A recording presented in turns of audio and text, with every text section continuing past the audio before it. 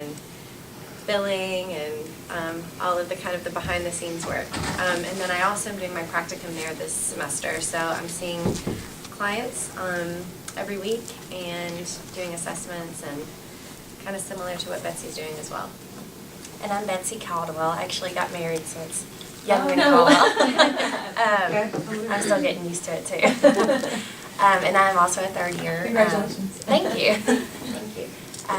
I got my EDS from Western in school psychology and worked for 3 years in different schools in Kentucky and returned to get my doctorate. So this is my first year back, and I'm also doing a practicum at Casper and seeing clients on a weekly basis and doing individual assessments and individual and group therapy. So we are very excited to be here and share what we're doing at Casper. And we actually have some handouts so you can follow along with us as well.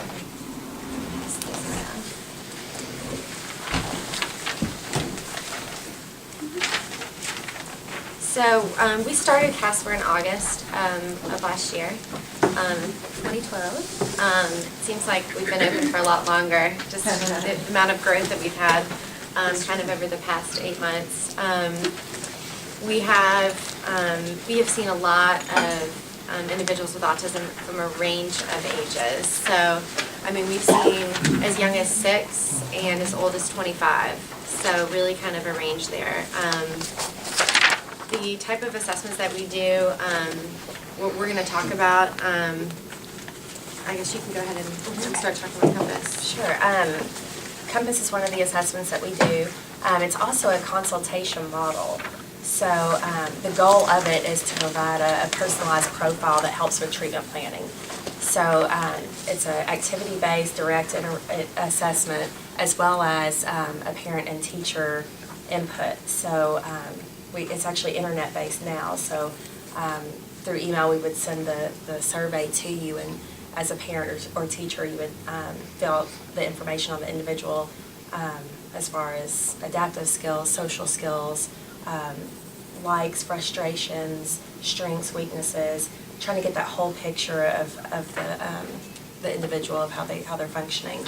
And from that information, we develop goals that look a lot like IEP goals, and that's intentional because we're looking for more of that consultation, collaborative effort to build into the school system and their activities all across the board. So.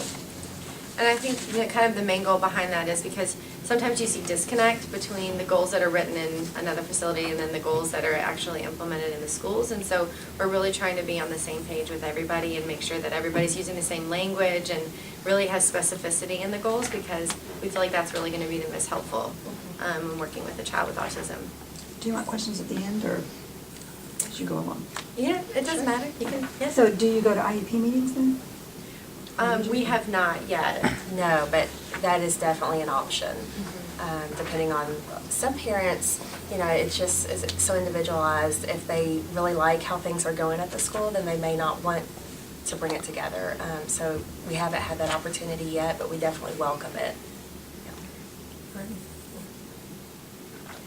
So the next type of service that we do are the Triad Social Skills Assessment, and Triad is just the brand, just the name of the social skills assessment.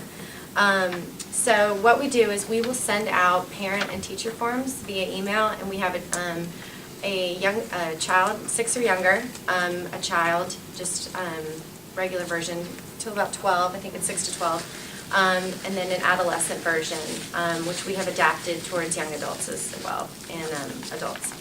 So from that, so we'll send those to the parents, and then they will provide those to the teachers as well. And it's really up to the parent to get as many teachers as they want. I mean, we can get the special ed and the reg ed teacher, or just the special ed, just depending upon who's going to be able to fill out the form.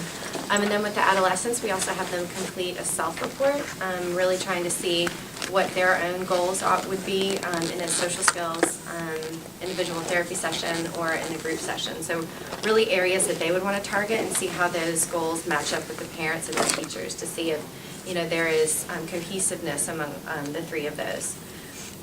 So with the assessment, it consists of a structured, interactive, activity-based evaluation. So We'll get up and we'll do role-playing activities and see how the child responds to that.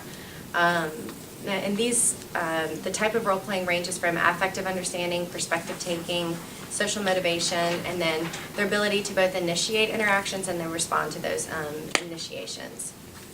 Let's see. So yeah, again, so at the end of it, we'll look at the strengths and weaknesses that the parent, teacher, and then if the child or the adolescent has filled out a self-report, then we'll look at all three of those reports and compare the goals, and then we'll write up a report based on areas of strength and weakness, and then the goals, again, like Compass, look like IEP goals. So again, they're able to carry across through to the school system.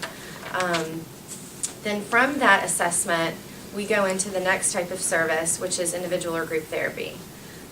So in my experience, I have worked mostly with young adults to adults. So I've been working with a 25-year-old with Asperger's, and he's high functioning. He's got severe depression though right now. So we're working through that, and then we're also working through his goal that he set for himself based on the social skills assessment, which was making friends. And as broad of a goal as that sounds, we would then break it down into really tangible goals for him to work on every week. So that, and I love him, and he's great, and he's very participatory, which also, it really helps when you're doing individual therapy. And he's very honest when I'm not doing something that he particularly enjoys. He will let me know that. So my experience with doing individual therapy has been with the older population that's higher functioning, and which is very different than Betsy's experience so far. Yeah, I've worked with some children all the way up to a 19-year-old, and the goals, the experiences have been very different. With the younger children, we're working more on, initiating a conversation or turn taking, playing games, that sort of thing. Whereas the older individuals, it's more of transition services.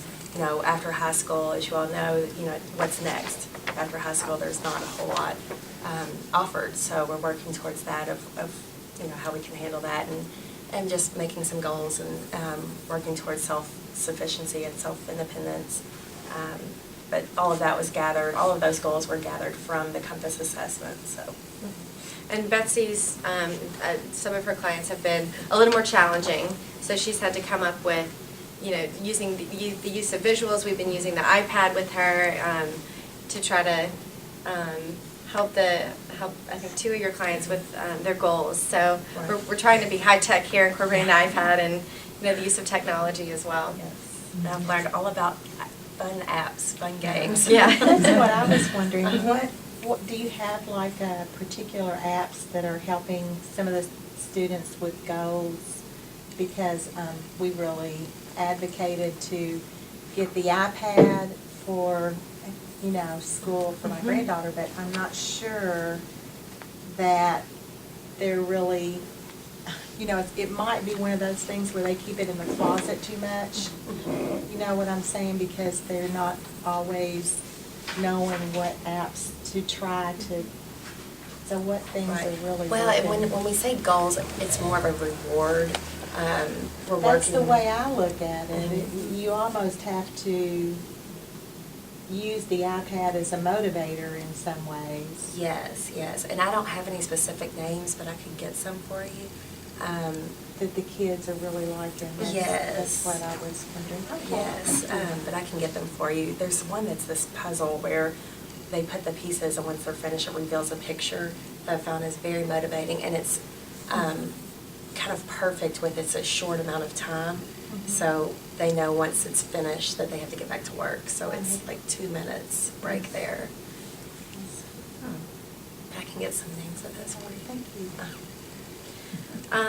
So the next service that we're doing is, with the group therapy, Betsy and I are actually starting a group on Wednesday. And it's with a 7-year-old and a 9-year-old who are lower functioning. So we're really excited about that, but also nervous. It's my first group to run with kids that young with autism. So I'm excited. And we've been working a lot with the use of visual schedules and with pictures, and so Kind of our own PEC system. been working on. So we had the laminator machine out and Velcro and working on that. It's like an arts and crafts project. Yeah. And then Jennifer, who is also another doctoral student, she is running a group with higher functioning kids between the ages of, I think, 9 and 11. I think she has 4 or 5 in her group, and she's starting that in a few weeks. March 6th. March 6th. And so all of the kids that are in these groups have gone through the social skills assessment. So we like to do that first to look at skill level, overall functioning, strengths and weaknesses, and then we determine the best fit for the group. I guess we should have said that all the kids that we're working with and young adults that on the social skills assessments already have a diagnosis. So most of them have an IEP in school, and we're just doing some added services. Is it all a paper evaluation, or do you actually assess their social skills in the real time, in the real world? You know, like, do you actually talk with them and do things to catch them off guard, you know, whatever, just to kind of see where their function level is? Yes. Yeah, so it's reality? it's very interactive. So, you know, we'll stand up and we'll say, you know, pretend like we're in the cafeteria and, you know, you're sitting there and I walk up to you and there's an empty chair. You know, what would you say? And then we'll do action and pretend like we're in a real movie scene and then see how they would respond to that. So really standing up and really acting it out so that it seems more realistic for them and for us as well. And then we're also, you know, using pictures with them for understanding emotions and emotional recognition. And then from that, you know, if they identify that this child is happy, you know, what's something that makes you happy? What's something that might make your mom feel happy? You know, if not only their understanding, but if they can take on other people's understanding. So when you do the assessment and you figure out where they're functioning at, then are your goals taken from that assessment? Like if they're, you know, do you score them, like if you get a 5 out of 10 or whatever, then you're going to be working from the 5 to 10 range to try to, I mean, is that how is each child individualized in their program, you know, what you're going to be kind of working on? Yes. It's more qualitative though. It's not so, you know, scores and standard scores and percentile ranks. You know, it's more qualitative. And then also the scores that we would get from the parent and the teacher, you know, because there may be something going on that we didn't see in that exact moment, but, you know, you all are seeing at school every day. So we also find the strengths and weaknesses from your all's input. And just if you have main concerns that maybe didn't emerge from the assessment, if you know there's something that you specifically would like to work on, we can incorporate that as well. Are you going to have any typical kids in the group, do you think? That is something that we want to do, yes. We want to, and that's kind of the next thing that we were going to talk about is if the kid that we're working with, if he or she has a sibling who's typical, we want to bring in typical peers, typical siblings, other kids the same age. And we also have undergraduates who are interns at the clinic as well, who we're going to pull in, again, you know, to help and to see how they would interact with other people besides us. You know. Right, yeah, that's good. Because a lot of our kids, you know, will work better with adults. They prefer to, you know. So even if there's not a sibling, you know, if it's a kid from the neighborhood that parent's willing to let the child come, or someone from school, we're open to any of that. So I'll pass out our flyer. So the next thing is we coined the term SPUD. It's a play off of the SIB shops. So it's Siblings and Parents Understanding Disabilities. So this is a group, we haven't formed it yet, we're just putting out the word for it right now. And it's basically just a workshop for siblings and parents of children with disabilities. So the age range, I can't remember what it says on there, I think it's 8 to 15. So, you know, we're open, if you know of anybody, you know, that would be interested in this. You might be able to do like community service, you know how kids in the public schools have to, so many hours of community service, you might get some typical high school age kids if you have a older group. That might be something that could work in conjunction with Fayette County, because they go out and work in the community, maybe at the food pantry, and maybe they would like to do, some of them would like to do something like be a peer model, you know? No, that's a great idea.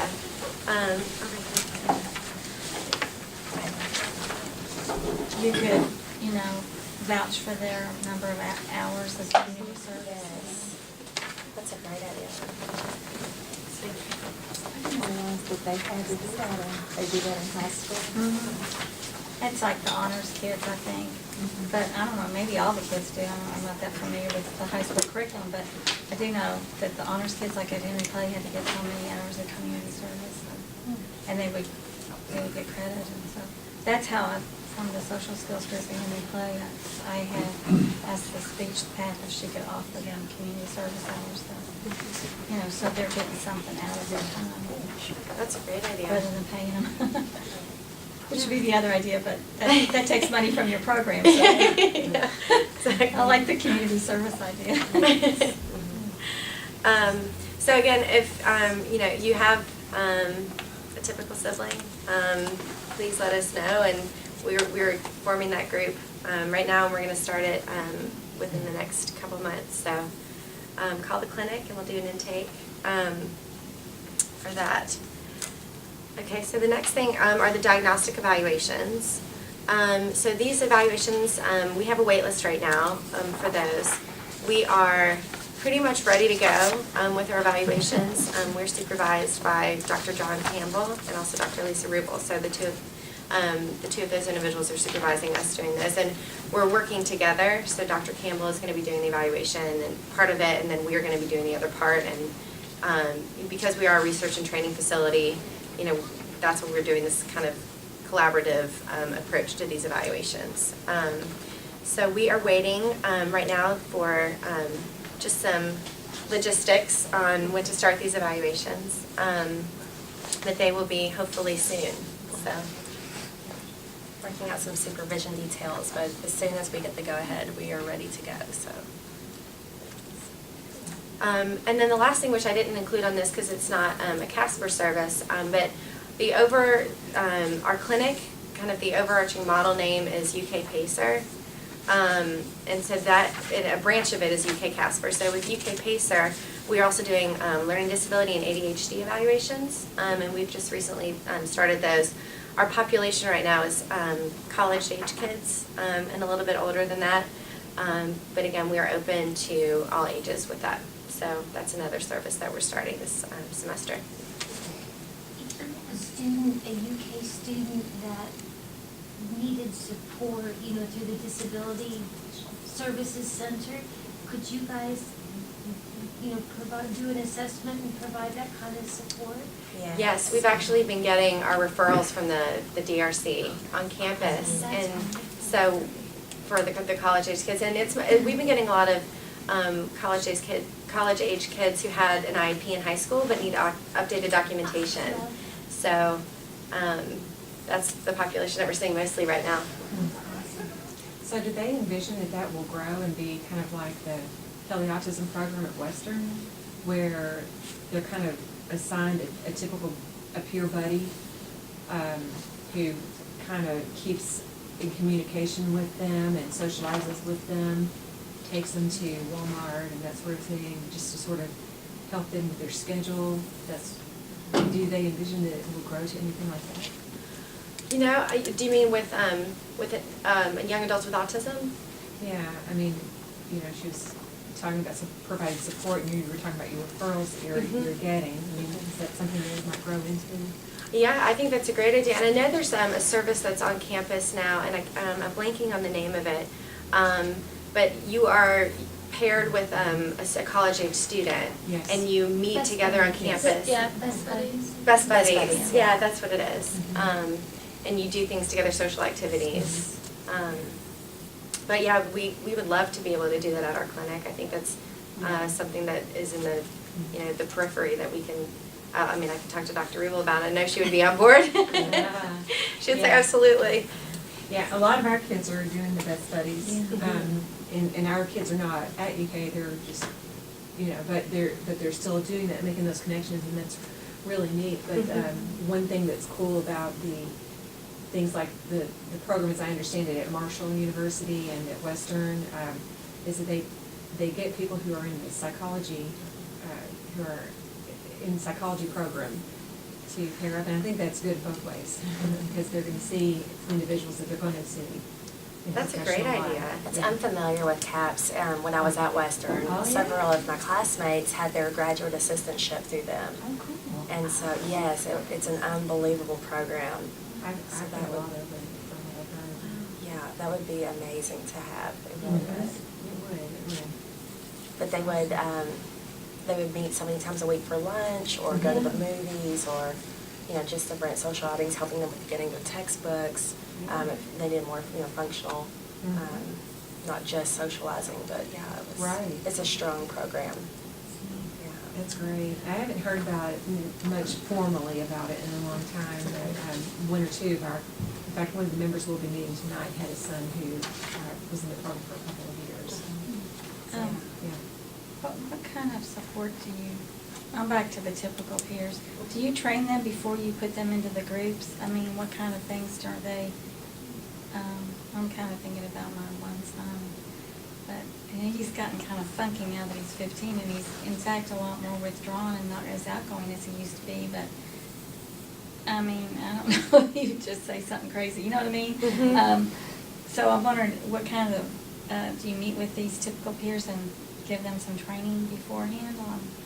Well, If they're we- gonna be a role model, they, you don't want them to just, I don't know, who knows what a 15-year-old will do, but Yes. that's and my problem. We haven't incorporated that aspect yet into the group since we're just starting those, but I would assume that we would have to meet with them prior to and kind of debrief on some things that they would maybe experience and how to handle it. And, Right. and really just kind of go through just a small training with them. Right, on an appropriate response from them, you know? Right. Yeah, I could see there could be some. Oh, yes, no, we won't just throw them in. Good luck. See what happens. Yeah, we're going to observe out here. Although those are typical kids that way. Yeah, that's right. The kids are alive. A naturalistic environment. That's a different study. But do y'all have any more questions for us? Yeah, I have a question. So, right now I know that younger children who are in the process of being diagnosed, they're getting sent to Louisville or Cincinnati. Is that not right? Should they be sent to you? Or where should they be sent? Because my son was diagnosed by Dr. Soares before he left, but now they're sending everybody to either Louisville or Cincinnati. And the wait list at both places is really long. Yeah. So yes, you can send the child to us. I mean, we are doing the diagnostic evaluations. We do have a wait list, like I said earlier, but we're hoping to start teasing through that wait list. What about behavioral issues? Like what Dr. Soares was doing before is every now and then he would see these same kids and just see how they were progressing with all their therapies and everything. So what about that? With Is- after the evaluation, we could do, work on the individual or group therapy, depending on what the child's needs are and how, the age and if it's appropriate or not. Is that what you're asking? What I'm asking is, More of like yeah, a like check-in, a like a yeah, like a follow-up. check-in, like a follow-up to see how the kid's doing with just everything that, like my son, he's in speech therapy and occupational therapy, and he gets a little music therapy, and so, and he's progressed a lot since he's been diagnosed. That's what I'm talking about. But then we had an issue with potty training, like it was a really big struggle. And when I went to Dr. Soares, I was kind of annoyed because I was not given any answers. It was basically, maybe he's not ready yet. And then I was sent away. Potty training is part of the compass model, isn't it? I think it could be. There are some there's some aspects that we incorporate into the compass model. It's not like we would say, your child has autism, good luck, go forth and conquer it. We would still Okay. maintain a relationship. Absolutely. Yes, yeah. You also might be checking in on medication management, like. Yeah. My son doesn't take any medication. However, I've been asked numerous times by numerous people, is my son on any medication? And I'm like, no, because right now, as far as we know, he doesn't need it. So, And then again, we have someone that's on 6 different medicines, and you would think that something would help. yeah. But she still goes through the circular behaviors. I mean, and she's on 6 different medicines, and it's very frustrating because you still wonder, are they working against each other? Right. But yet, the people, I go to the pharmacist, and they say, oh, no, there's no interactions between these, but then I Google stuff, and I see that there might be, and it's just a whole crazy mess. And we've actually gotten a lot of questions about that and calls about psychiatrists who specialize in developmental disabilities in the area, and have had to do our own research in that because that's not something that is typical. You have to search. So we're constantly developing our resource list for psychiatrists in the area who are able to handle. And I've had, you will hear psychiatrists say,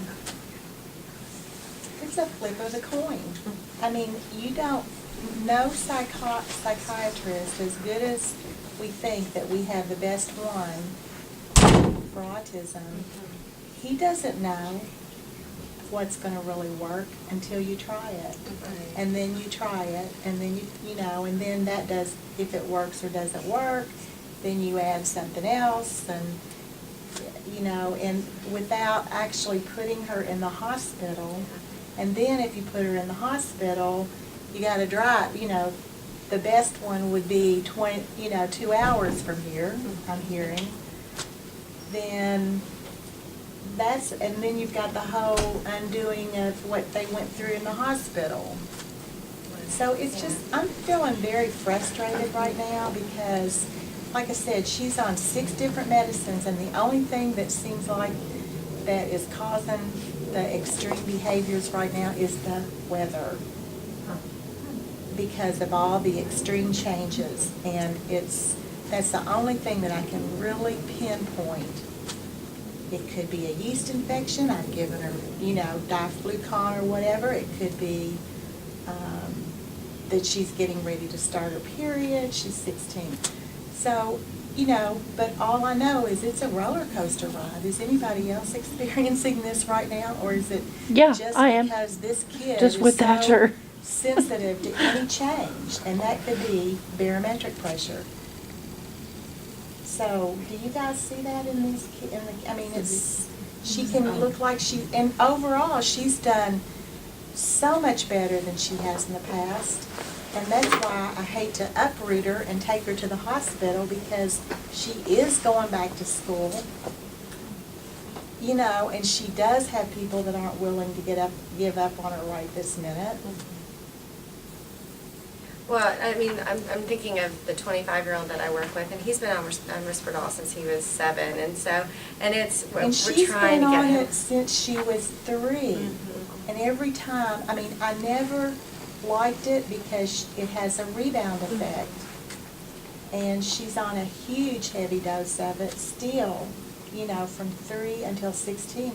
So why is she still experiencing, Risperdal, Topamax, Strattera, Trilepta? Why is she fluoxetine? Why is she still experiencing this roller coaster behavior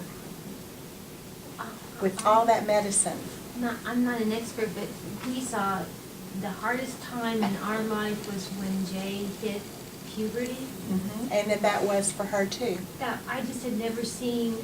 He was hitting himself so hard. She's doing You that. know, I was worried about getting some kind of head injury, and or he would cry, and then,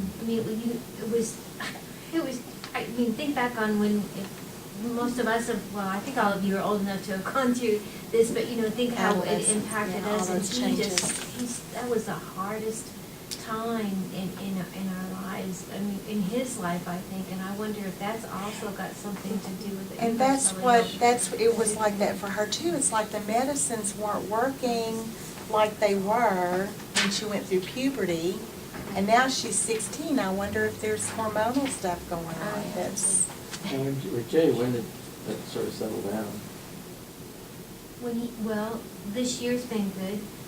Basically, when we were No, going yeah. through it started right around 16, 17, and we had docs say, I've had some of my patients go until they're 22, and they basically, the analogy was, it's like pouring gasoline on a fire, and add to it Jay's nonverbal, and so it was just the hardest thing I've never seen my son just go through such emotional anguish, and then to not be able to explain it, and then what he was doing to himself, because he does self-abusive behaviors anyway, but then to pile on, all this additional stuff that's, caused by the hormones and stuff. It just, one time we finally got an MRI done, because I was worried that he was hitting himself so hard, he was giving himself a traumatic brain injury.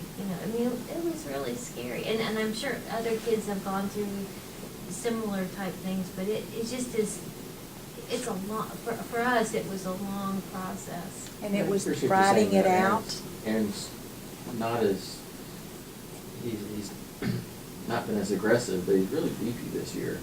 It's really hard. And you don't, and it kind of sneaks up on you, so you don't know what's going on. You try to attach it to, oh, he's, ABA kind of mindset, and I'm like, no, this is, look at him as a typical kid going through some very challenging times, because he doesn't have the language, and it just broke my heart.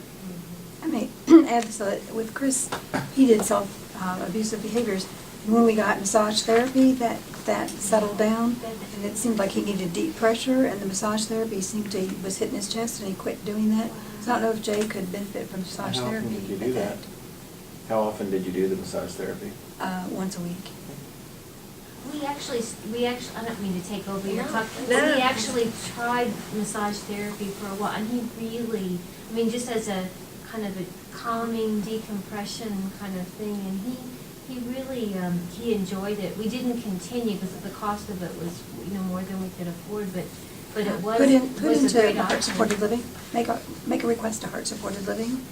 That's what's paying for Chris's massage therapy, so you might, That's a great I don't know whether they'll fund it or not if they've got the money, but I would, everybody that doesn't know, heart-supported living has an April 1st deadline, and you can ask for anything that the child needs that the child can't get somewhere else. It can be any age, adult children. And if you go online, Heart-Supported Living, H-A-R-T, it's named after a woman named Jane Hart, who lobbied to get it. And there are, I think it's $8 million of state money that's available for folks with disabilities for things they can't get somewhere else. So my son's getting music therapy and massage therapy from Heart-Supported Living. But we remodeled our house at one point, so he had a separate apartment, but you can use it for different things. But April 1st is the deadline for making the application. And Keith Brockman is the person in this area with Access. So if you get the number for Access and call Access and ask to talk to Keith Brockman, then he can either help you fill out the application. The application's online. You guys might need to know, might tell Yeah, your share it down. folks about That's that too. great to know. There's a question about how much money there may be available, because like I've been getting it ongoing. And so, but somebody may get some Michelle P. money, and then once they can get it paid for by Michelle P., they can't use Heart-Supported Living anymore, so then there's some money freed up for other people to use it for. So it's worth trying. Yeah.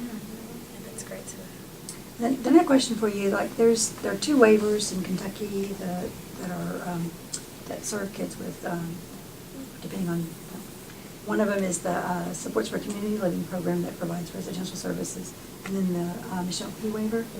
And people can hire folks through those waivers if they do their own consumer-directed option. I guess I'm just gonna say, I would like you all to set up something where you could train people who work as Michelle P. workers on how to work with people with autism, because we can find people that might want to do it, but they don't know anything about autism. And it just seems like, and there are organizations like CACI that serves a lot of people that may benefit from getting some training on how to work with folks with autism. Okay. That's a great idea. We will bring that to our supervisors. The question I have along with that is, if we're already, say if someone's already on the Michelle P. waiver, and we want to use that funding to you guys have a way of connecting in to be able to bill, how would you say that, to be able to bill, I want to say Medicaid or the Medicaid waiver? Be able to be a provider? Huh? Be able to be a provider of labor service? Yes. Do you have that at this point to where? We don't. The way that our fees are based right now, they're kind of like a copay. That's the way that we designed it. We also have a sliding fee scale, which we provide to the families if finances are a concern. And basically with that form, they will write down what they can pay based on number of people in the household, income, that kind of thing. I will say that our motto is we will never deny services based on the fact that you can't pay. So, you know, that is something that we really pride ourselves on. We are able to provide the billing codes and all of the information that they can submit to their insurance company. So the DSM-4 codes and then also the CPT codes. And then and then they can turn those into their insurance companies, and the insurance company can choose whether or not to reimburse them for services. Because I was wondering even about like like Impact Plus, do you, because sometimes those services, they can tap into other services like you guys. You know, I'm not sure. I know that we've been getting, I actually have a friend who's over at Impact Plus, and she's been sending us referrals from families who the cases are closing with her, but they also need services. So we've been getting some referrals from them. They're closing because they're aging out of it. So, I mean, which is great. So we're really, and we've had people over at Cardinal Hill too, the speech and language, who came to our open house, who we're really trying to work with people in the community to make sure that we are using all the resources and working with everybody possible for a comprehensive Like model. EPSDT, have you heard of that? No. That might be another thing What to was it? check into. EPSDT, it's Early periodic systematic screening. Treatment. Screening. Screening. Early periodic screening. Diagnosis and treatment. So many acronyms. It's a Really? Medicaid program that serves kids up to 21, and it meets medical needs that aren't met elsewhere. Okay. Up till 21. Up till age 21. And that's just with being a newer facility. I mean, we are open to collaboration with anyone who we can. It's just a matter of getting it all set up and going. What would be interesting is if with the new waiver going into play, if it was somehow funded underneath clinical and consultative, but that would only be for SCL until Michelle P. is amended. So I'm just kind of curious, like listening to you guys talk, if that's something that could be validated underneath that service.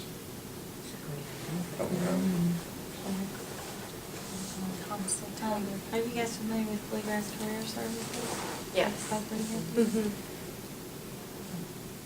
And the communication, the UK communication, what is,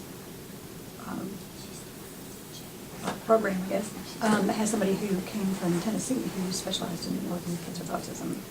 So you might want to connect with them, because they gave us iPad, stuff to use on the iPad, and some communication great. with my son. And then said, come back after he reaches a certain level, then we can come back and she'll do some more with them. But anyway, it's the first person who's worked with him in regard to use of nonverbal. That really, I thought, understood where he was coming from. I have a question. I was told that at UK they do not offer occupational therapy unless you have UK HMO. Is that going to be an option for the future for this program to offer occupational therapy? I don't think so. I mean, I don't want to say no, but that's something that I can check and let you know. I think maybe contracting with other people, or having other people that we know our clinic and we know them, and really forming a relationship with. I think that is something that we could definitely do. But at our clinic, I don't think we would have an OT there on site. I'm just curious because right now there are not very many places that offer OT, and we went through a period with my son where he had speech and OT at Cardinal Hill, and that didn't work out. And so we had to seek out speech and OT elsewhere, and OT was a struggle. And now he's getting his OT through Nurses Registry because that's the only option I've been left with. Okay. So that's the reason why I'm wondering about it, if there's going to be any options in the future. You know, I will check on that for you. Okay. I don't have an answer right now. Was that like insurance? Would only let you go to certain places, or did you go to some private agencies in town?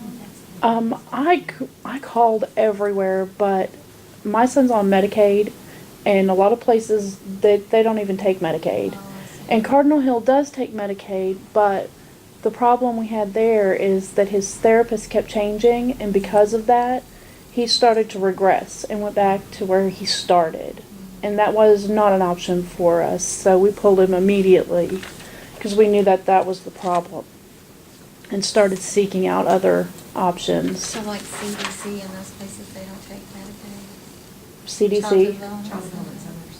That's Um, good then, you pay. Apparently not, because that's one of the ones I looked into. Yeah, because they do have therapy, you know, you can contract just for therapy. Yeah. You don't have to have your child in their program.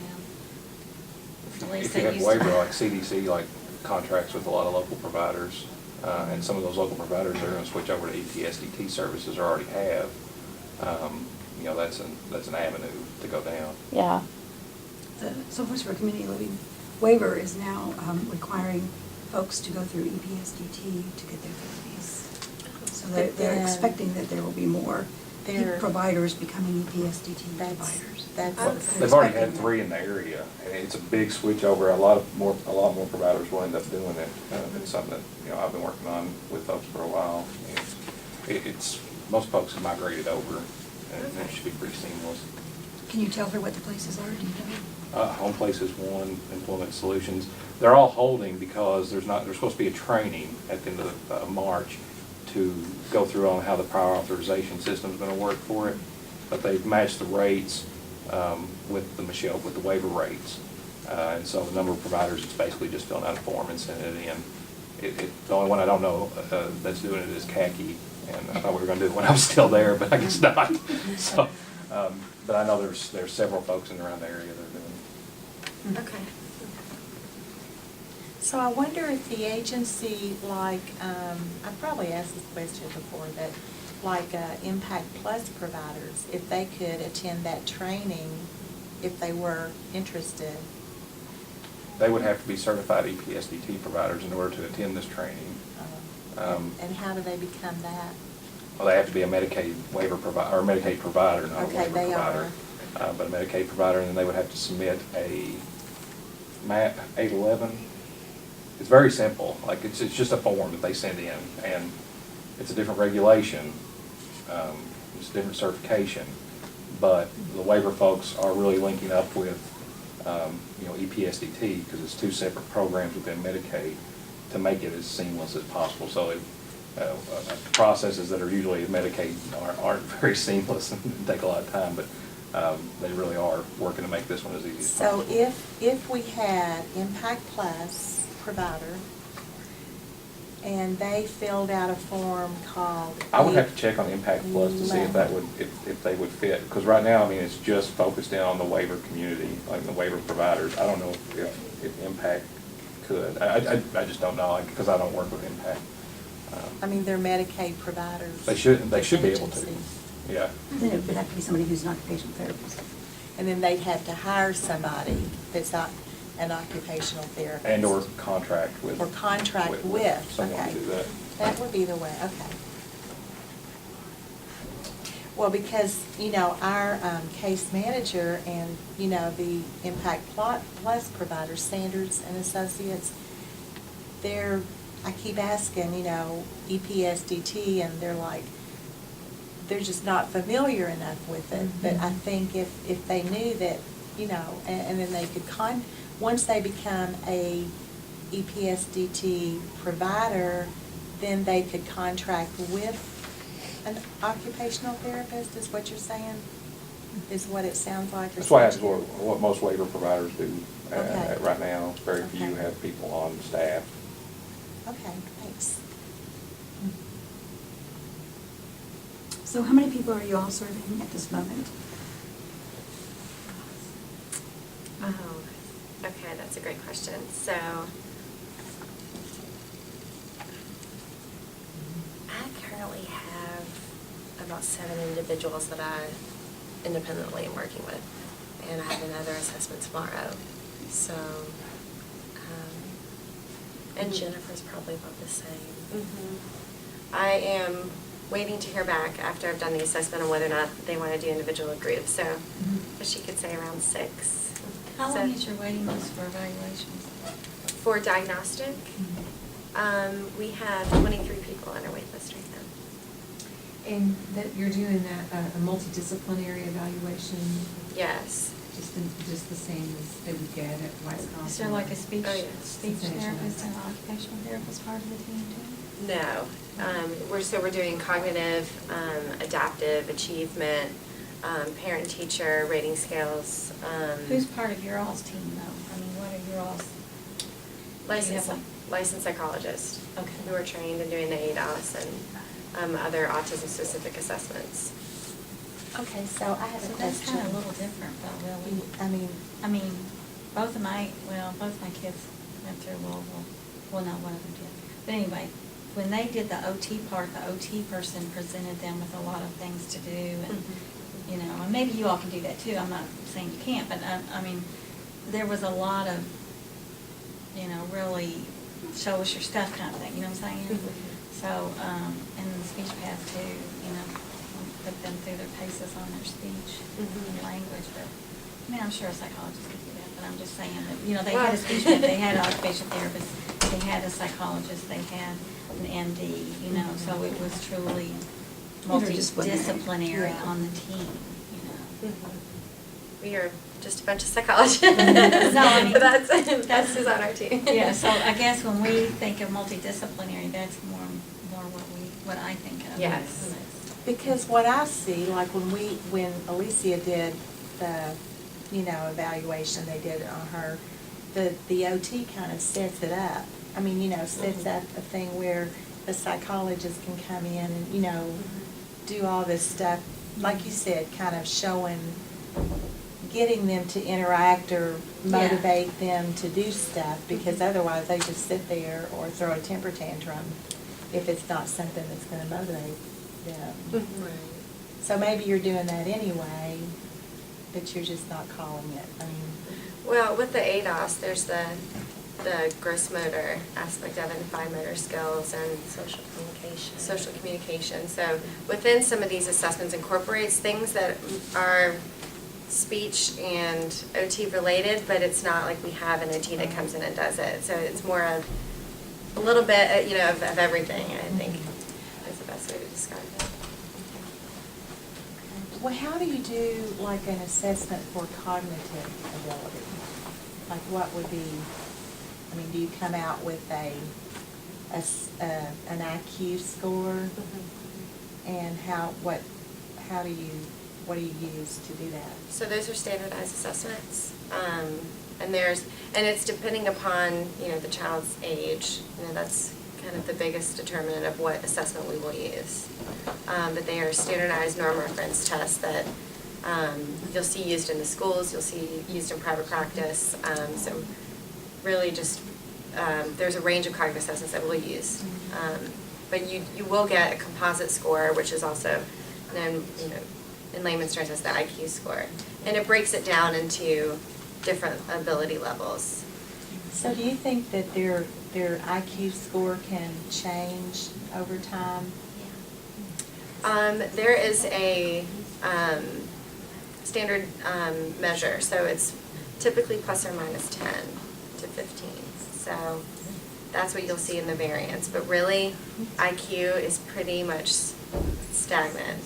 Unless it was some sort of other circumstance, like Yeah. they didn't feel well that day that you assessed them and it wasn't really their true ability, or something, there's some sort of other Because our thing circumstance. is like, how much, if they're having language and communication problems and verbal skill problems, how much are they really understanding because of that versus what their cognitive ability is. And there are tests that are cognitive tests that are more nonverbal. They're more So non-verbally you do loaded. both? So, well, we'll choose a test that's more non-verbally loaded to eliminate some of that bias towards verbal skill. And you'll see that's higher in certain cognitive tests. Okay. So I have another suggestion, that's just my idea, that, Okay. that when folks go to IEP meetings and they get evaluations done, they don't really understand the test, and they don't know if the right test was done. Yeah. And I know when my son first went into school, they gave a test for him that was normed on 21-year-olds, and he was, 5 years old. And then when I looked at I had a psychologist friend look at it and said, why are they using this test? He's 5 years old, this is a test designed for kids in an institutional setting, blah, blah, blah. And, they said he had really bad behaviors, and I'm like, and that, it was kind of funny, because it was just like that he wouldn't follow orders. And, like, he was only 5 and his mental ability was like 1, and it's like, well, what are you expecting from him? But it was the wrong kind of test, and I didn't know that except for my psychologist friend told me. Why were they using this test? Could you, maybe we could ask them to come and teach us, just say, here are some tests you use if you're nonverbal, here's some tests you use. Absolutely. So people would know to find out. Yeah. And you'll see, sometimes districts do it differently. Counties use different cognitive assessments. That's based on a number of things. It's based on funding, it's based on preference, it's based on, and you'll see, and it's not what we call best practices, which I would say is unethical to use those tests. So we would we can definitely do that, and just so you can put, at least have a description in your mind when you see the name of the test, what that means, if that would be helpful. really And what's helpful. best practices and not best practices would be something, because we know it's supposed to be best, but I don't know what best practices is, so I don't know. Who knows whether they're doing it or not? That would be really nice. Okay. Melanie's the one. And actually, we were kicking around ideas on doing, partnering with you all, and especially for the family or the caregiver that's brand new to the diagnosis, and having a monthly, bi-monthly, or quarterly, some kind of meeting where you could come together, and it might be at your clinic, and they could do have childcare available, and then do some kind of parent education, on something like this. I think that to me would be, I would have loved that when we were brand new to the diagnosis. But I think also, even if you've been in it a while, I still don't understand it, and so we need to have someone explain it. Well, that kind of happened to me just recently. BCTC told me we needed certain tests, and then when I requested them, they did them, and then the scores were horrible, and then come to find out, well, there is a verbal portion, and you really need to do the GAI index, and then because this processing speed was so slow, which they said that was good, because that showed he did need more time for tests and things, but if you throw that processing speed score in there, it brings the whole thing down, and I was not happy, because I had always made sure nobody gave him an IQ test, because my personal opinion is I don't think they hold a lot of water, and I don't think, especially for kids with autism, I think it's hard to come up with a really valid score that it is meaningful. Well, then, after it all said and done, all I really need is a letter of diagnosis from this doctor.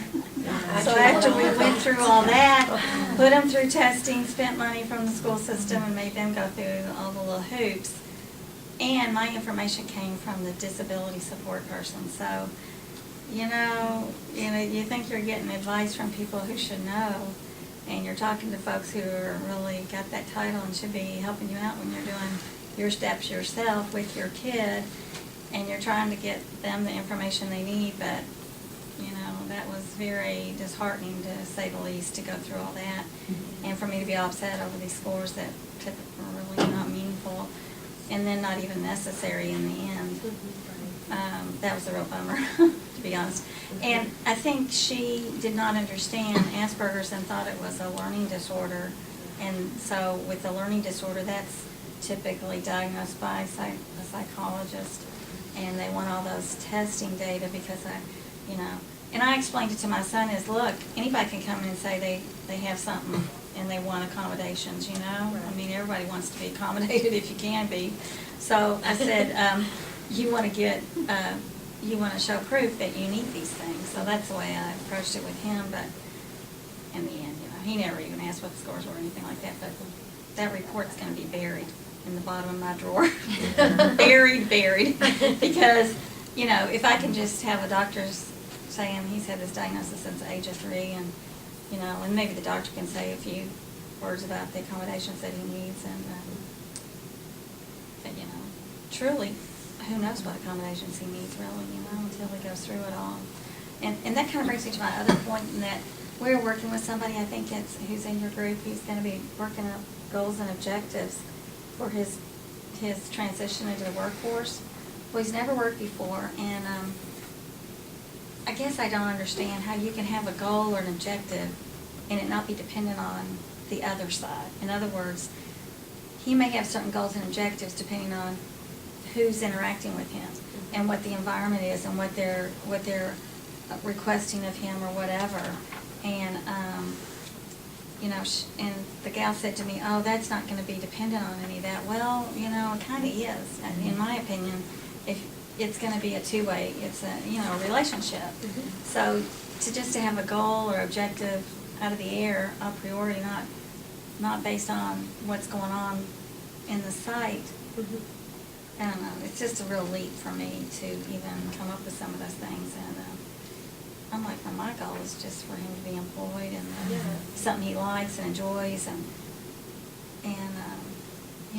I don't know. And I find it hard to evaluate when you don't even know how he's ever been in a job. I know typically overall what some of his weaknesses are, but I don't know, I just think those goals and objectives and stuff is really hard to write. I really feel for you guys doing that because Could your goal or objective be to be exposed to different options? When Chris was doing transition, he went to like 4 or 5 different places and did different kind of things to see which ones did he like or not. Could you do something like that so you're not stuck with just one? Well, it's such a double-edged sword. His first position, knock on wood, has been really great. And he's learned so many great things. I really hate to uproot him. And he'd want to stay there forever, Well, the other things on the list are not very, one thing is a possibility, but one of them is not really very challenging for him. It would put him in a new environment with different people. And that's kind of the goal, is to get a lot of things on his resume that, different places, and so that he has different references, not one lady with one job, But he is at a banking job, and they're teaching him all these, like Excel and all this, Oh, wow, that's cool. Yeah, and the lady has been wonderful. And I asked today if they pay their community service people or whatever. Bay County does not pay them, so I was like, wow. She's taken 2 hours, it's just twice a week, but 2 hours out of her day, she could be doing stuff with her bank or her company. And she's like a marketing lady, and she sent me over Christmas all the things that they're doing together, and the lady can really write and communicate. She was fabulous. I was like, oh my gosh. And she's older, and that's one thing. He does say things that, I said, pay attention. He said, I really like working with those older people. Well, what was interesting was that the job guy thought he meant working with older people. He goes, well, there's probably some jobs at like Mayfair Man. I'm like, no, not working with older people in terms of, servicing them. But I said in terms of his peer group, he doesn't really want to work with young kids that are his age because they're very unpredictable. You don't know what they're going to do. They tend to be pranksters or whatever, and that really, upsets him. And he prefers this lady's, he said she's probably in her 60s, who knows really, but she's a mature lady, and he really likes her because she's patient and kind, and So, I can kind of already figure out the kind of jobs that he would enjoy, but still it leaves it open for a lot, You're talking. I know he's not going to be doing construction. He hates the heat. He can't be in a garden center that's, like Sunshine Grow Shop out on, Richmond Road when it's 103 or something, and he's not real strong, he doesn't have a lot of physical ability, so I told him, no unloading trucks, no, you know, so that does take a lot of things off the table, because like the voc rehab people have, you know, jobs in construction, a lot of them. But it's kind of funny to have somebody say to you, wow, he's gonna be easy to get a job because he doesn't have a criminal record and he doesn't have a drug problem. Right. And I'm like, and I said, you know, I agree with you that he'll probably be easy to get that job, but keeping that job is what I'm concerned about. The supports past employment. Right. On a month later, if the boss is ready to pull his hair out with him, or he doesn't understand what he's supposed to do.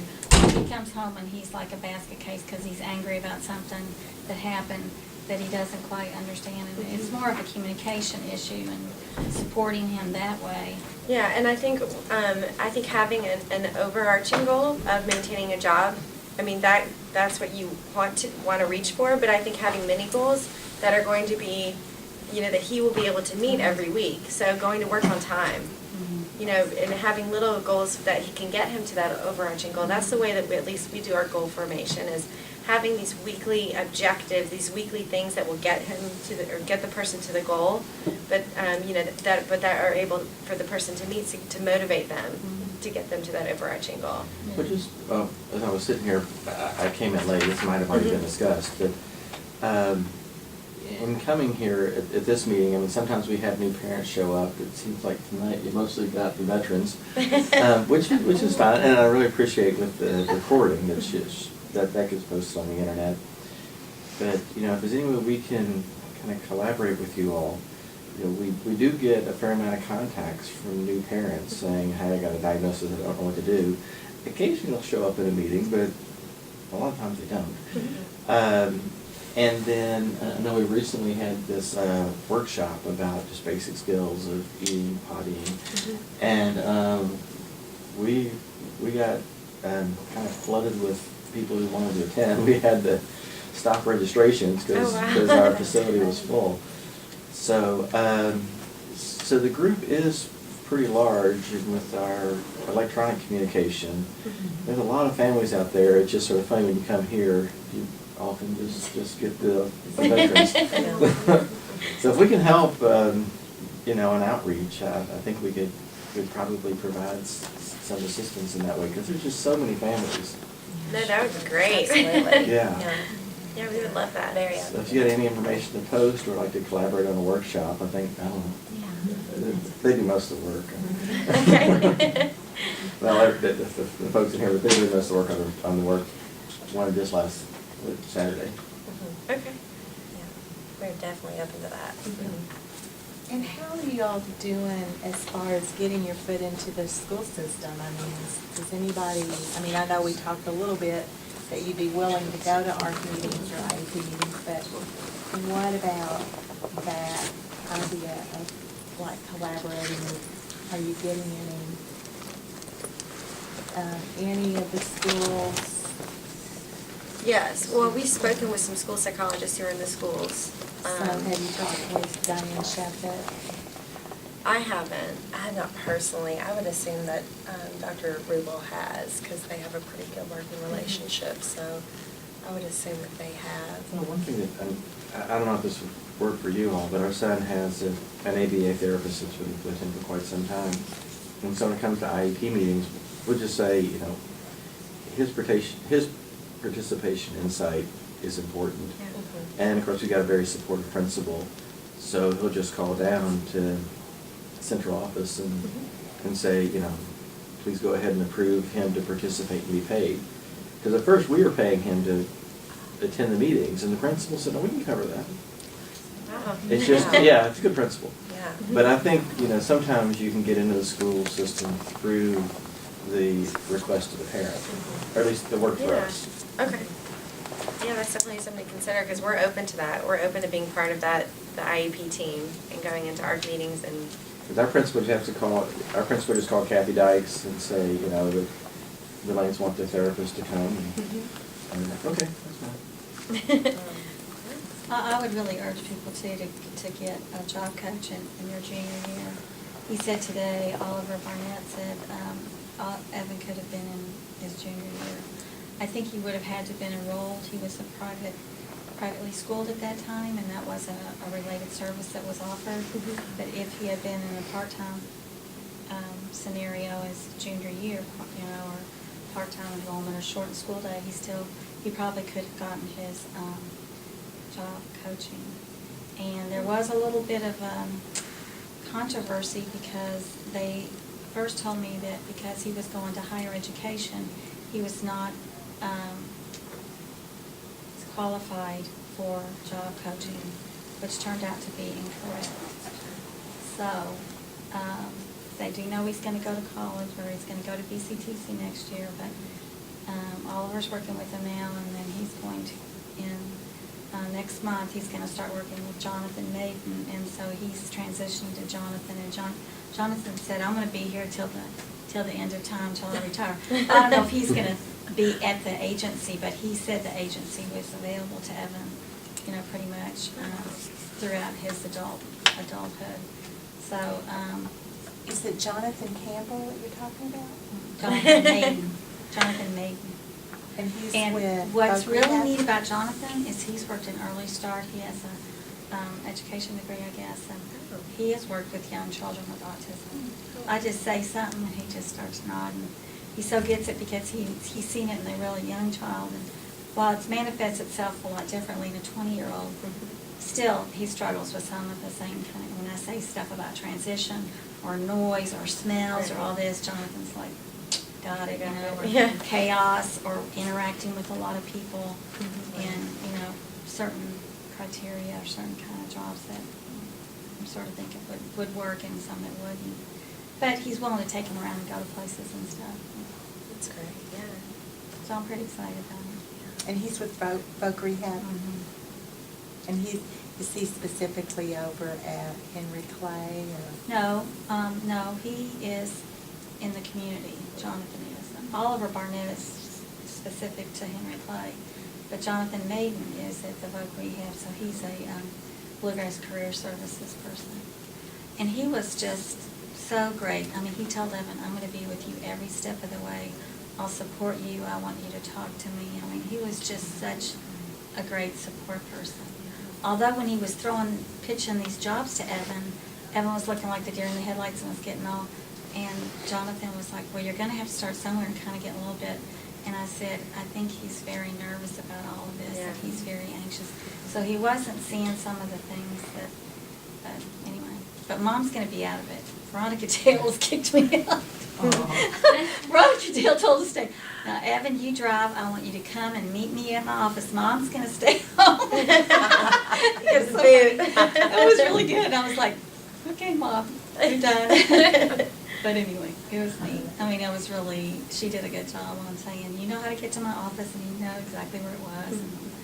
So he needs that, He needs to understand that he can do it, you know what I mean? And if Mom doesn't get out of the way, it's going to be tougher, so I'm ready. That's great. Yeah, it's exciting. Anyway, sorry. No, that's good, Karen. That's great. I just wanted y'all to know about Jonathan and about Voc Rehab. Anyway. Well, I guess if we've kind of wrapped up our questions for these nice ladies, we'll move on and let Vicky and Marie talk about the conference that they went to, because they're dying to tell us all about it, I can tell. Thank you so much for being here. And if you don't want to stick around, we're here until 8:30, but if you'd like to go on a leave, that's totally fine too. Okay. So, you can. Grab a cookie? Yes, Yeah. but you have to take cookies. And lemonade, so. Thank you. Yeah. Thanks a lot, Thank you so much for being here. It sounds like a great start. Y'all got a lot going on over there. Thanks for the work that you're doing. We'll need these extras. Okay. Melanie, did you want these extras? I'm sorry? Did you want these extras? Oh, Oh, yeah. Yeah, we have a cabinet, we can keep them in. If anybody missed any of the handouts, there's a brochure too. I don't know if you got that. No, that would be great. Is this just? That's- Okay. So these were your handouts? Yes. Okay. Yeah, just scan those and stick them tonight. Okay, thank you. Did you give me yours? Yeah, but that's okay. She has lots of this. I'll be taking Yes, it. I think she was, but in case people, when they go to school, would you like to sit there? Thanks so much. Thank you all. Thank you. We'll be seeing you. Yeah, I'll see you. No, I don't mind, that's fine.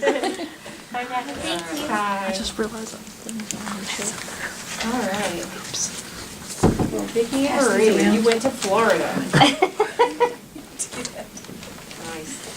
How long was the drive? Did you drive or fly? Oh, we flew. Flew? Excellent. Oh, yeah, you should have seen us. And you went together. You should have seen us unloading our suitcases. How long were you there for? Just 3 days or so? We were there for a week. Oh, you went to stay a week? Oh, yeah. So where was it at this year? In Tampa.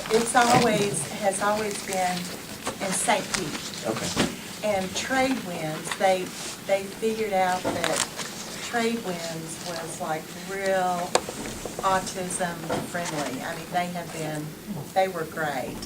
And they've been doing it there probably for the past 3 or 4 years. Before they were having it like from the West Coast to the East Coast type of thing.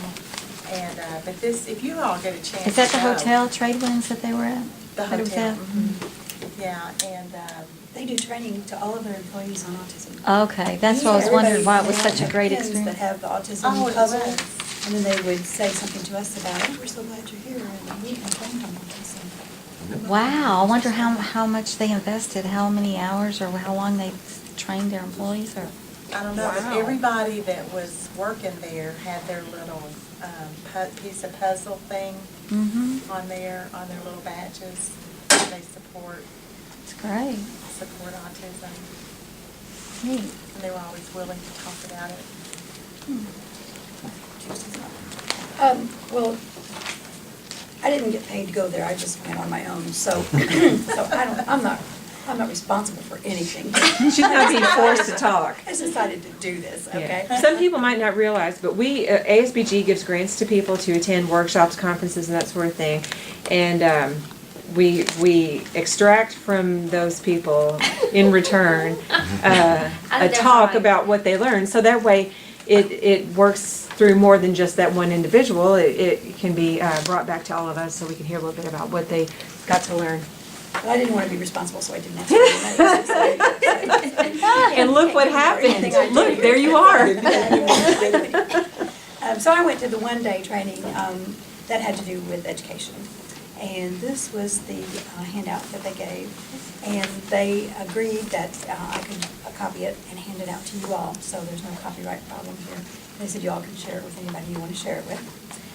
And basically, I mean, I can go through it with you, or I can just let you read it later on. I think the highlights of it, to me, were probably if you turn to page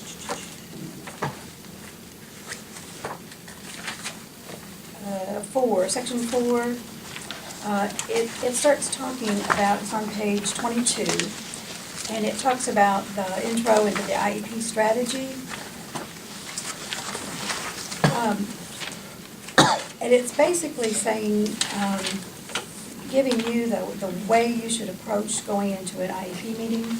And it basically says you need to know the school system, you need to know your enemy in order to, it said if you know your enemies and know yourself, you can win 100 battles without a single loss. If you only know yourself but not your opponent, you may win or you may lose. If you know neither yourself nor your enemy, you will always endanger yourself. So they're viewing it kind of as a battle, which I think a lot of people have experienced it that way. And basically, it's about your child, and you're trying to get what your child needs. And the school folks don't always agree that what you think your child needs is what they think your child needs. So they encourage you to use an attorney, because they think that an attorney puts pressure on the district, that they won't have to reimburse if you win a case and you have an advocate that's helping you, then they don't have to pay for the advocate. But if you have an attorney and the attorney wins a case, then they have to pay for the attorney's fees. So there's pressure on the school district if you have an attorney. They say, like, if you're gonna try to improve an IEP, an advocate would be a good person to take with you. But if you wanna get something that the school hardly ever offers, then you probably need to have an attorney to help you get that. And, so, they basically say that you need to know what you want before you go into the, meeting, and that you need to, try to figure out, based on what information you gather, and they're saying that you need to get a copy of everything that the school system has on your child ahead of time, and you need to study it, and you need to know, like, if they're using evaluations, tests, that you need to know about the test, and that you need, that's why I was asking them to maybe come and give us a talk on that, that if you're educated on what the tests are, then you're gonna be better able to either challenge the test if it's not an appropriate test, or ask for a separate test, which you do have the right to ask for a independent evaluation if you disagree with their evaluation results. And if, then they will have to pay for that independent evaluation.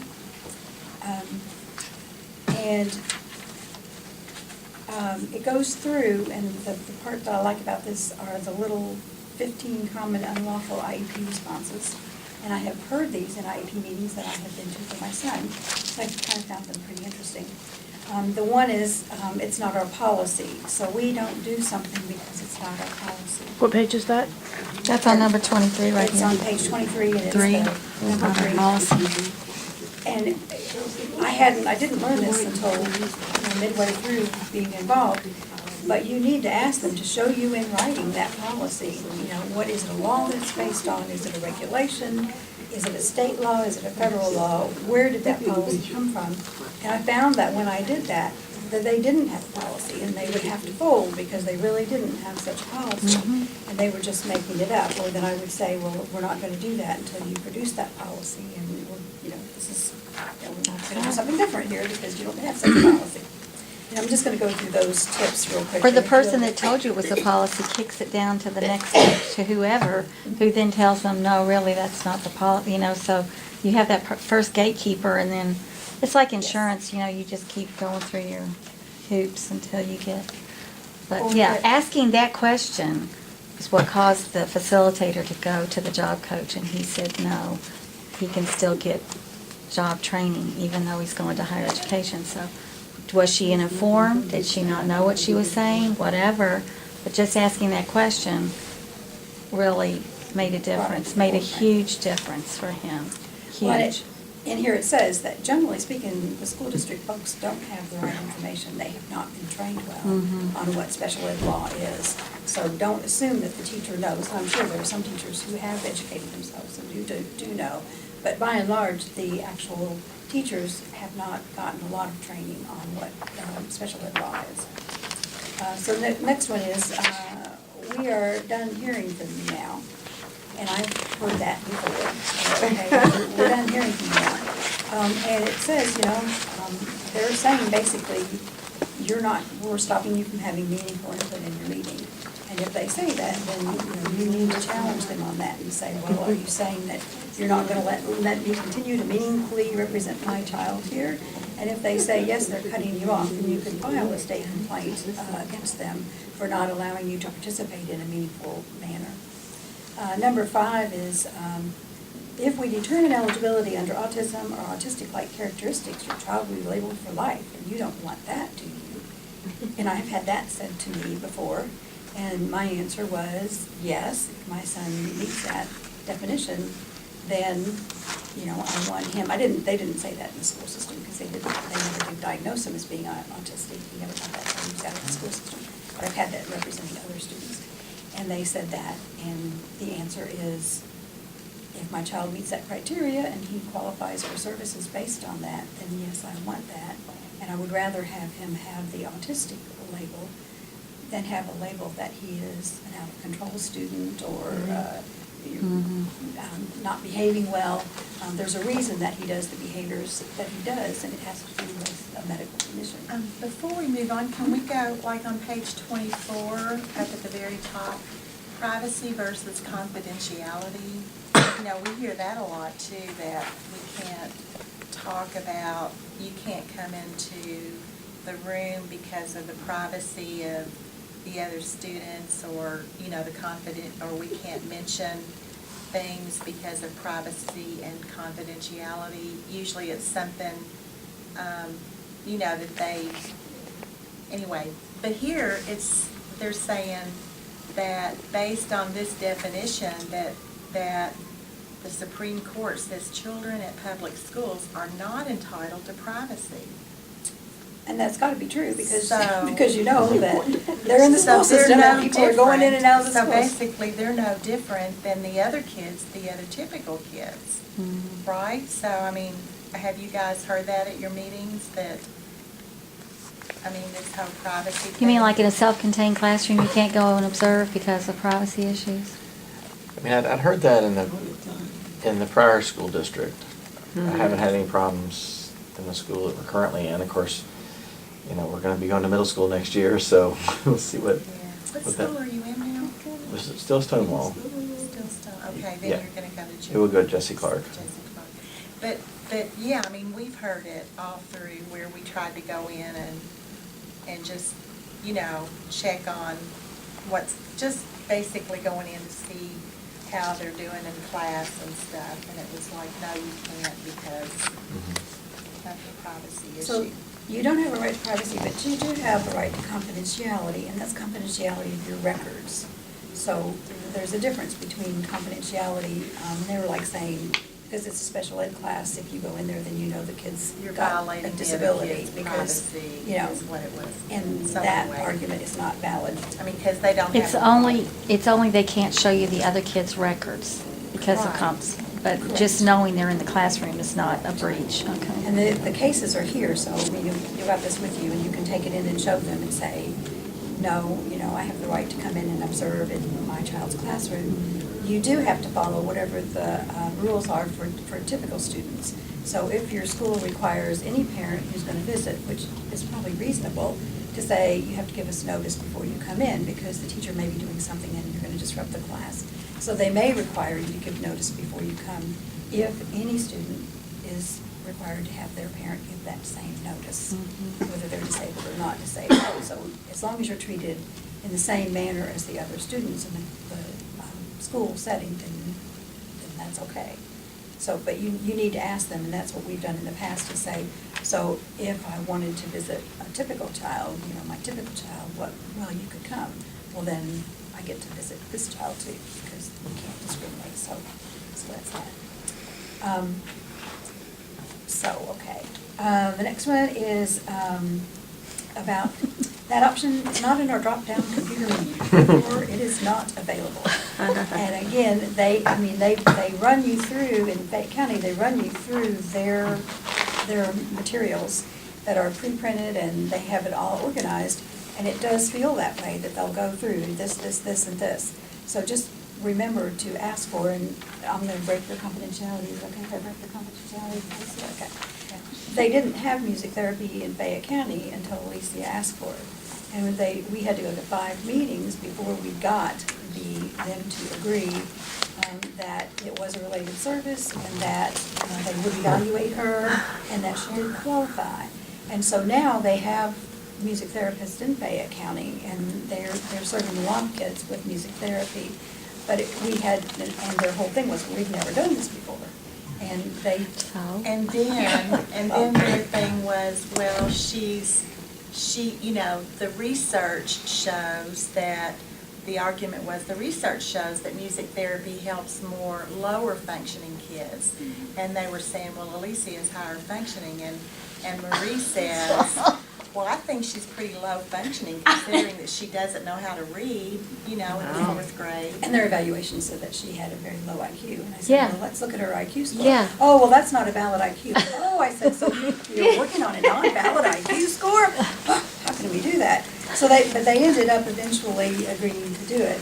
And that's because a principal walked in, and, you know, who was filling in at the time, and said, let's just give it a try. So is Wow. part of their criteria to get music therapy is a certain IQ score? I mean, you have to be No, low they functioning? were just using that as Oh. a reason to Mhm. have the gate up. Did they have the research cited? Did they have research to We show? had We had research. research, Oh. and they said your research is based on. Because I'd never folks." heard that it was IQ based. I mean, I've heard that it helps a lot of No, kids. that Yeah. was just- Yeah. They said the research that we showed them Oh, I was see. based on people who had low IQs. Mhm. And we said, well, that's the way her score is. Yeah. And so doesn't that, well, that's not valid. We think it's her IQs. Go ahead, higher than that. So they kind of got themselves in a little bind there. Yeah. But they really were nervous because they knew they would open a floodgate. Right. If someone started getting music therapy. And I think it's been a really positive has, floodgate. And I think they have gotten education. And so now they know that it's a really good service and it helps the students. They still have a little bit of a wall up with my son. I did not know that there was even an option for music therapy. Nobody told me in the school system. It's a secret.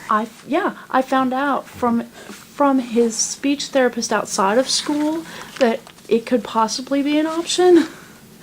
And then we had who sorry, I drew a blank.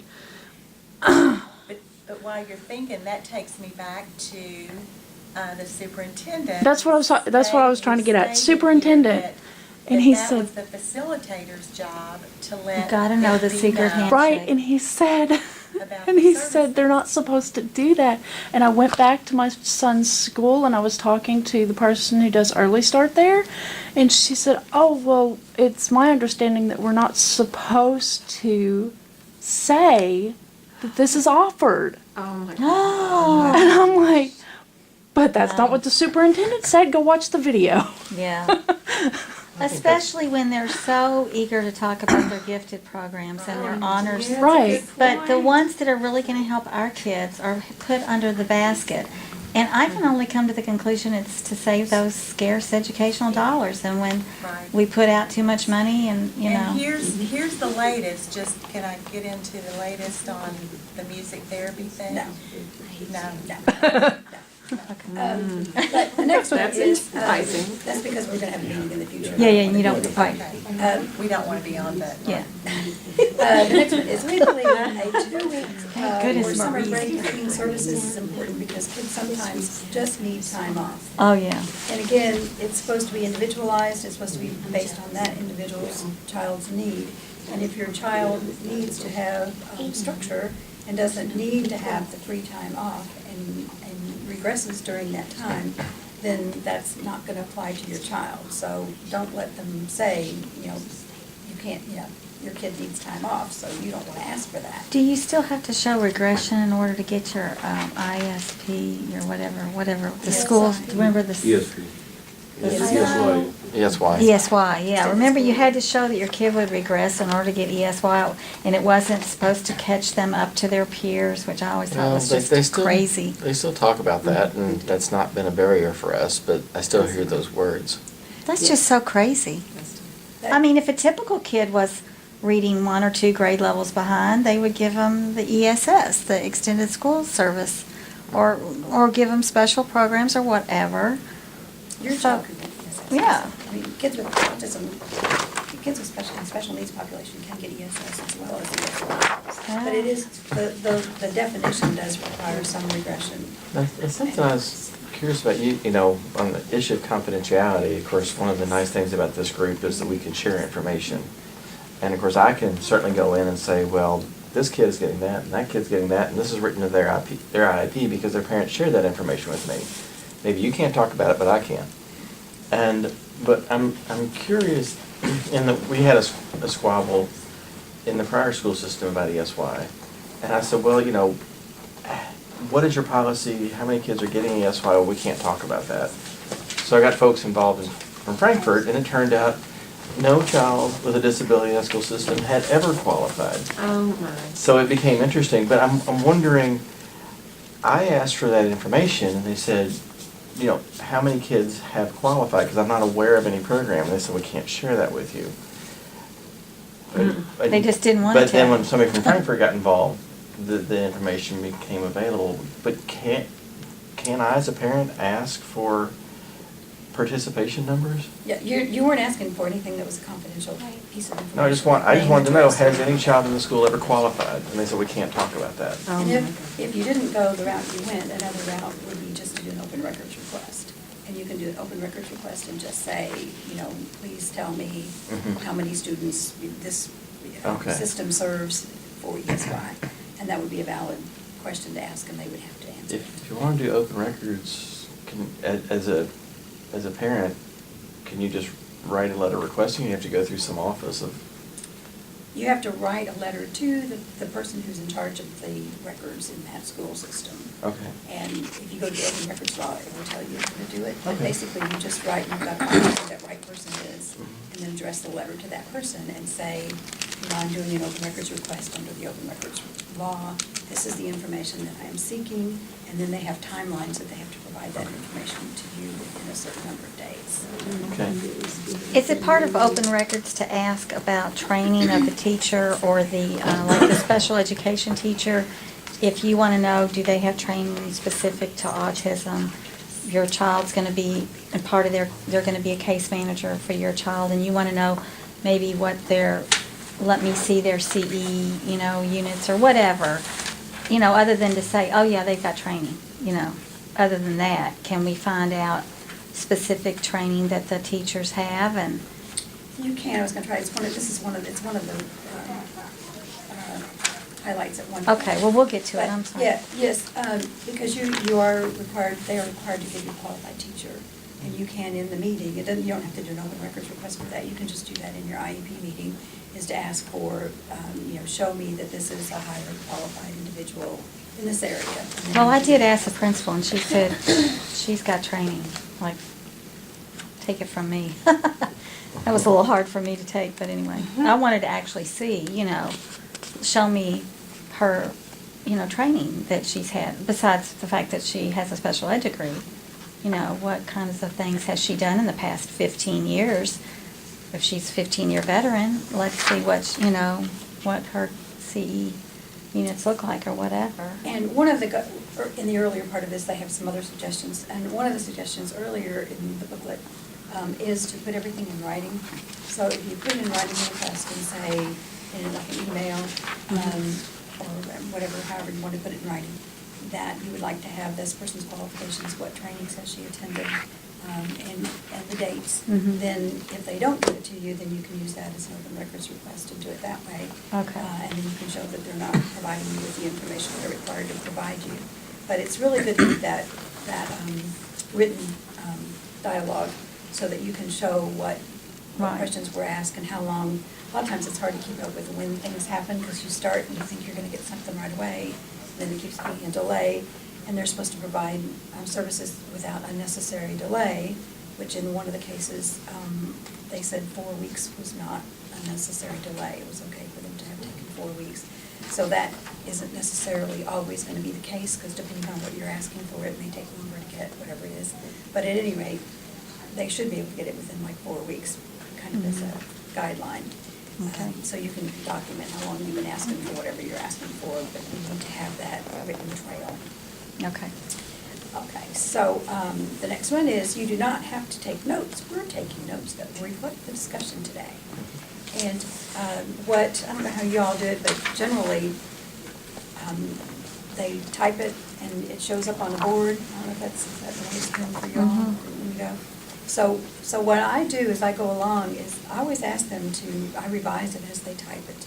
And they'll say things like, parent suggested something, when actually it was, asking for that to be provided, or there was a discussion about. And it wasn't just there was a discussion about, we asked that the child get music therapy, we'll say as an example. And then I will just say, I don't think that note reflects what happened. Could you revise that and say, parent requested as a related service, this child received music therapy.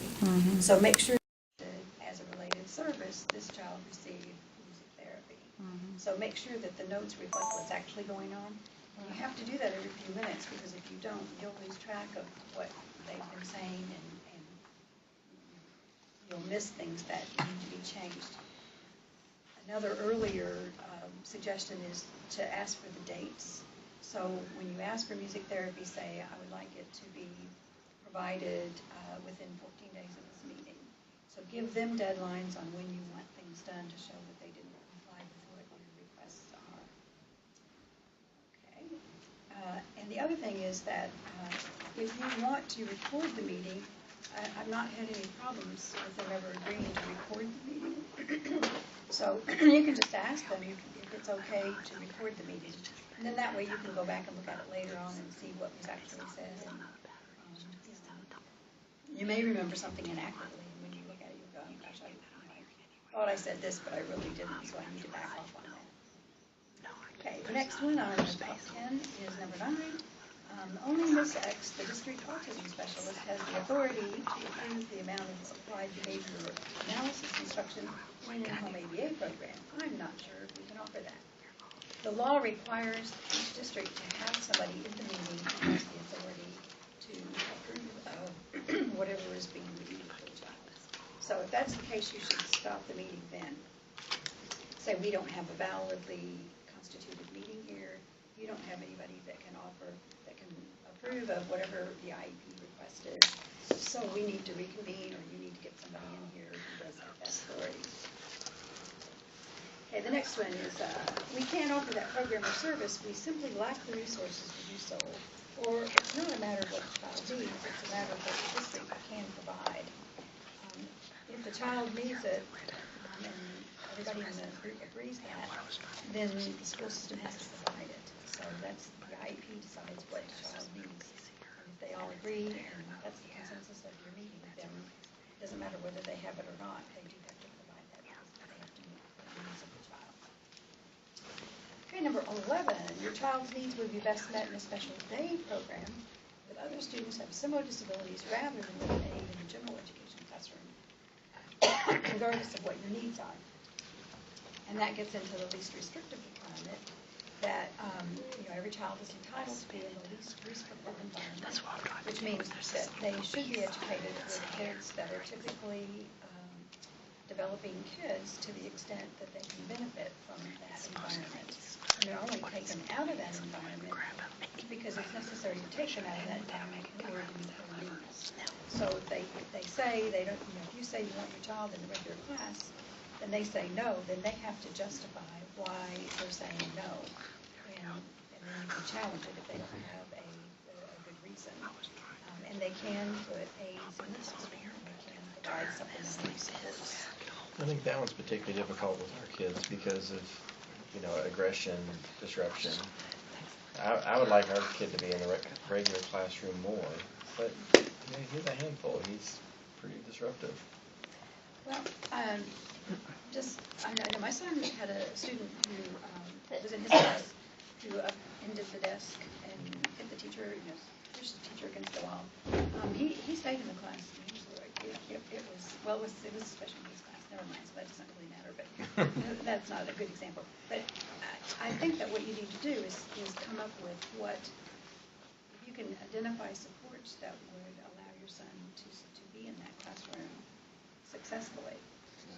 Then if an aid would be the thing that would allow your student to manage in that classroom, then you can do it. But yeah, it's just tough. there is a safety issue that is real, and you have to be respectful of that. And disruption. Right. Have you seen the movie Educating Peter? No. You should get that. Okay. Educating Peter is a student, a little, how old was like 5 or 6, who bid other students, who was pretty invasive of the other students' spaces. Yeah. And in a year, by working with the students and by the teacher teaching them how to assist him to function in a classroom setting, it worked out wonderfully. And I was kind of shocked when I looked at it because the students were getting hurt, and I was thinking, why aren't these other parents, upset about this? But they all hung in there, and the child's behavior just came around really well. So you might look at Educating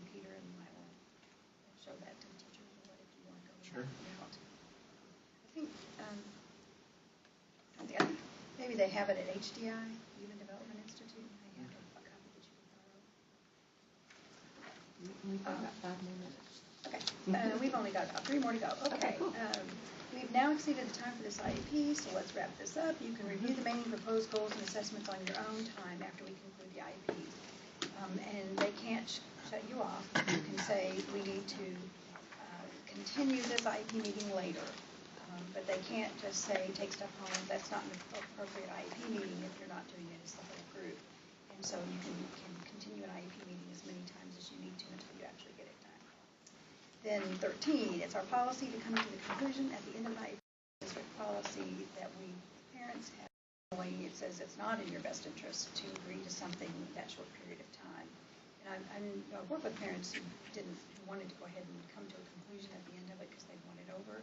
And I really encourage them not to do that because the more you think about it, things like read. It has the laws. In the back, it has the acronyms that I think some people who are new can benefit from seeing. Page 37 has the acronyms. And then some of the law, like what is required of prior written notice, is on page 36. And I think you all need to know what prior written notice is. And my time's up.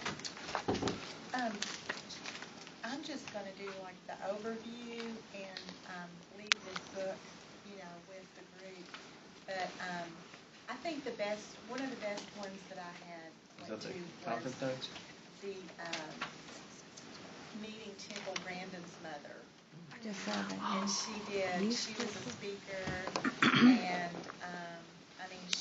she's pretty awesome, and she got into a lot of real personal stuff, how, and people kind of call her the mother warrior, and things that she went through within her family, at the time, and basically ended up getting a divorce, but was able to move on and still continue. What was her background? She's under speaker biography. She's Yeah. like the first one. What was it? I thought I read that she was Eustacia a Cutler teacher. is her Oh, she had a name. BA from Harvard. Yeah. He was well to do.